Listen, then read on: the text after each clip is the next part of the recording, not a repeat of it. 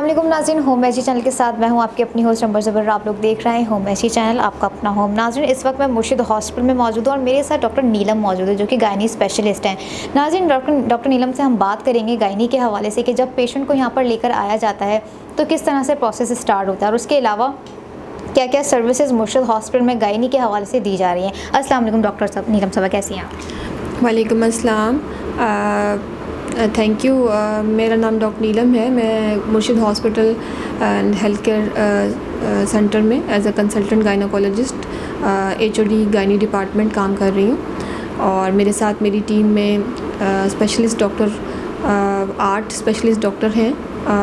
इसके अलावा house officers हैं। 24 आवर्स हमारा लेबर रूम एक्टिवली पेशेंट को लेता है और इमरजेंसी में हर तरह का पेशेंट हमारे पास आता है, जिसमें कि प्लेसेंटा प्रीविया, एब्रिप्शिया प्लेसेंटी, जैसे कि आम ज़ुबान में हम कहते हैं कि किसी को हमल के दौरान अगर खून पड़ना शुरू हो जाता है जो कि बहुत ख़तरनाक होता है, तो किसी को फिट्स पड़ने शुरू हो जाएं अगर हमल के दौरान, इक्लेम्शिया हो जाए, ब्लड प्रेशर ख़तरनाक हद तक हाई हो जाए, माँ की जान को ख़तरा हो जाए, इस तरह की और भी बहुत सारी इमरजेंसी की कंडीशंस होती हैं कि जिसमें माँ और बच्चे को ख़तरा हो, तो हम हमारा ER जो इमरजेंसी डिपार्टमेंट है 24 घंटे ऐसे मरीज़ों को हम ले लेते हैं।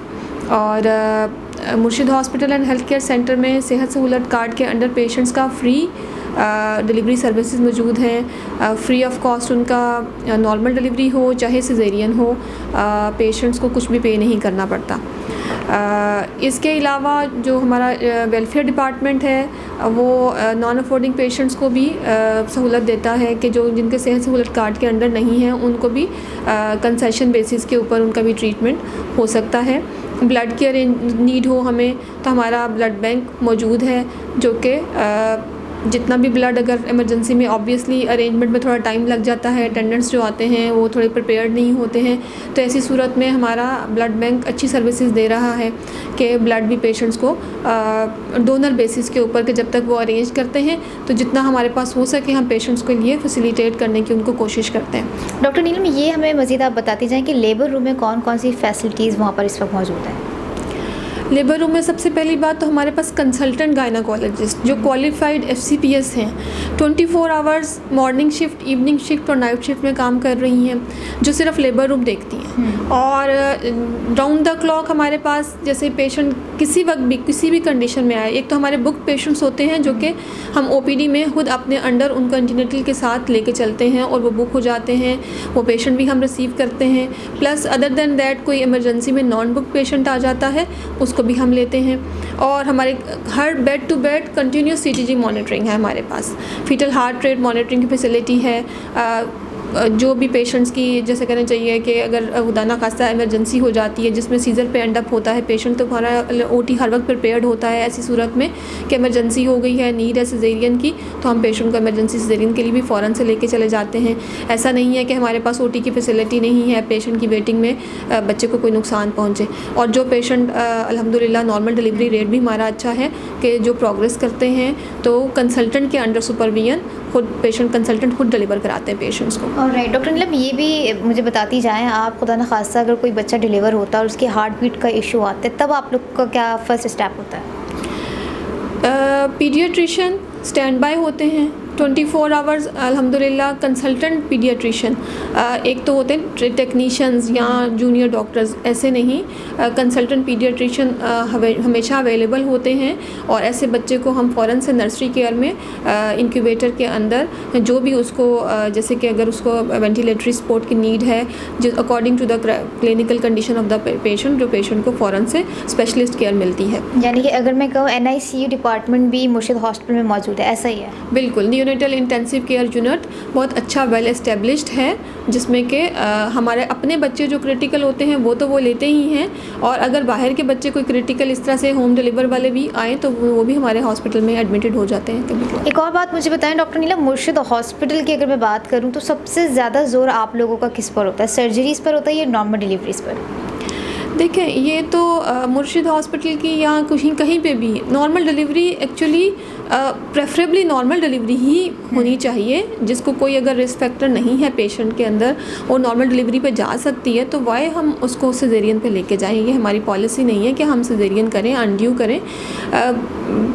Sometimes I don't want to mention the name, but from the other like departments या other hospitals से पेशेंट कभी कभार हमारे पास आते भी हैं और वो हमें फोर्सफुली कहें कि हमने वी वांट सिजेरियन, तो हम पूरा काउंसिल करते हैं उनको कि अगर हमारा ट्रायल ऑफ लेबर हम देंगे और इन केस कि अगर कोई इमरजेंसी हुई then we will go for the caesarean. तो अगर सब कुछ ठीक रहता है तो हम पूरा लेबर का ट्रायल जो कि बनता है, जो गाइडलाइंस के अकॉर्डिंग है, वैसे हम देते हैं बिल्कुल पेशेंट्स को। और राइट, एक और चीज़ मैं जानना चाहूँगी डॉक्टर नीलम, काउंसलिंग के हवाले से आप लोग क्या काम कर रहे होते हैं? अक्सर पेशेंट आता है, हो सकता है मे बी वो अपना इलाज अफोर्ड ना कर सके तो वो दाइयों के पास जाना ज़्यादा प्रेफर करते हैं, तो इस तरह की सिचुएशन में आप लोग किस तरह से उन्हें गाइड करते हैं? बेसिकली देखें, ये तो हमारी काउंसलिंग वो होगी जो पेशेंट के बेनिफिट में होगी। हम कभी भी पेशेंट को हमारा जो है सिर्फ एक जो अफोर्डेबिलिटी है, it's very important factor patient को अगर हम कंसीडर करें। हमारी अपनी एक सोच है लेकिन पेशेंट तो अपनी अफोर्डेबिलिटी के हिसाब से अपनी ट्रीटमेंट कर रहा होता है। तो हम कोशिश करते हैं कि ऐसे लोगों को एडजस्ट करने की कि वो गलत हाथों में ना जाएं, मिसमैनेज ना हों। अगर उनके लिए कोई हमारे पास वेलफेयर का कोई ऐसा कुछ है, पेशेंट वेलफेयर एसोसिएशन का हमारा डिपार्टमेंट है, वो उनको किसी तरह से भी फैसिलिटेट कर सकता है तो वो करे। और बेसिकली तो एम ये है कि पेशेंट, माँ और बच्चा दोनों सेहतमंद रहें और हमारा जो प्रायोरिटी है वो तो मदर हेल्थ है। तो उसमें हम फिर बिल्कुल कोशिश पूरी करते हैं कि पेशेंट को गलत हाथों में ना जाएं, पेशेंट को बेनिफिट जितना मैक्सिमम दे सकें वो दें। ऑलराइट, कैंप्स भी लगाए जाते हैं, मैं देख रही होती हूँ हमारे चैनल के ज़रिए हम लोगों को दिखा भी रहते हैं। गायनी के कैंप्स हो गए या और भी कैंप्स हो गए, कैंप्स के हवाले से आप क्या कहेंगे? कैंप्स में किस तरह की फैसिलिटेशन आप लोग दे रहे होते हैं? कैंप्स हमारे टोटली फ्री होते हैं, उसमें कोई कंसल्टेशन फ़ी नहीं होती। जो कंसल्टेंट जो है वो विदाउट फ़ी, और लैब्स हमारी टोटली फ्री होती हैं। जो रूटीन के सारे टेस्ट होते हैं, बहुत सारे पेशेंट जो जैसे कि नहीं अफोर्ड कर सकते अपने रूटीन में टेस्ट कराने, तो जितने भी टेस्ट उनके होते हैं फ्री होते हैं। अल्ट्रासाउंड उनका फ्री होता है। ऑब्स गायनी में बहुत पेशेंट ऐसे हैं कि कभी कभार वो पूरी प्रेगनेंसी में कोई विज़िट, कोई एंटीनेटल विदाउट एनी अल्ट्रासाउंड वो आ जाते हैं लेबर में। तो अब ये कैंप उन लोगों के लिए बहुत बड़ी एक ब्लेसिंग है कि जो बिल्कुल अफोर्ड नहीं कर सकते, तो उनको बिल्कुल फ्री ऑफ कॉस्ट सारा एंटीनेटल केयर मिलती है। ऑलराइट, एक और चीज़ मैं आपसे पूछना चाहूँगी, पेशेंट जब यहाँ पर आ रही होती हैं बहुत सी उम्मीदों के साथ आ रही होती, तो वो वापस जब जाती हैं तो उनका क्या रिस्पॉन्ड होता है? इसका बहुत ज़्यादा अच्छा रिस्पांस आपको वार्ड में भी पेशेंट से इंटरेक्ट करके भी पता चल जाएगा। अल्हम्दुलिल्लाह पेशेंट के बारे में तो मैं नहीं कह सकती, लेकिन मुझे अपना पता है कि जब पेशेंट एक हेल्दी बेबी को लेके एक हेल्दी मदर जाती है तो हमें अंदर से कितनी खुशी होती है इस चीज़ की कि वी फील के वी आर फील सेटिस्फाइड, कि हमें अपनी एक सेटिस्फेक्शन लगती है कि हमने अपना जो एक एम था वो पूरा किया। तो पेशेंट खुद भी आपको बताएंगे कि वो उनको कितनी क्या वो उनकी फीलिंग्स है। अच्छा, एक और चीज़ जो हमारे नाज़रीन आपको देख रहे हैं, मुर्शिद हॉस्पिटल में जो गायनी डिपार्टमेंट है उसके हवाले से आप क्या मैसेज देना चाहेंगे? मैं बिल्कुल सारी ख़वातीन को ये मैसेज दूंगी कि मुर्शिद hospital and health care centre में पेशेंट्स का बहुत अच्छा ट्रीटमेंट हो रहा है। गायनी ऑप्स के हवाले से, प्रेगनेंसी के हवाले से, अदर देन प्रेगनेंसी जिन ख़वातीन को माहवारी के मसले होते हैं या और बहुत सारे फ़ीमेल्स के प्रॉब्लम होते हैं जो कि वो नहीं कहीं और जगह पे फ्री फैसिलिटी की सहूलत नहीं है, तो वो हमारे पास हमारे कैंप्स में आ सकती हैं।